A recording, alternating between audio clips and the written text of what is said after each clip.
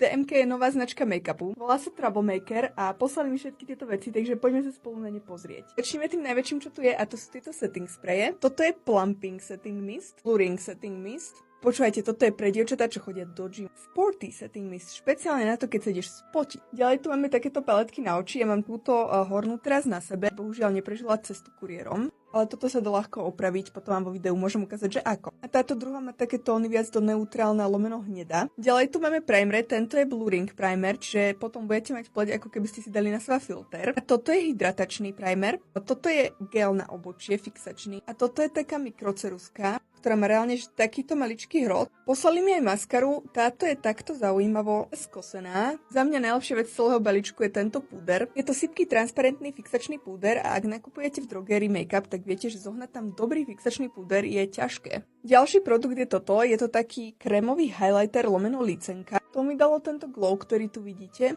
A posledná kategória pery, toho tu mám dosť veľa. Ja som si teraz dala tento peptidový balzám. Ešte tu máme ďalšie 3 produkty. Toto sa dáva na pery, ale ja keď som dala tú farbu, som si to musela skúsiť dať na lica a bolo to mega pekné. Ďalej máme takýto lip oil. A táto vecička, toto je prosím pekne lesk na pery. Milujem to, úplne cute. Voní to strašne pekne inak. Takže takto to boli nejaké produkty od novej značky Troublemaker. Od decembra ju nájdete v DMK a ja chcem vedieť, či sa vám nejaký produkt z týchto páčil a pôjdete si ho kúpiť.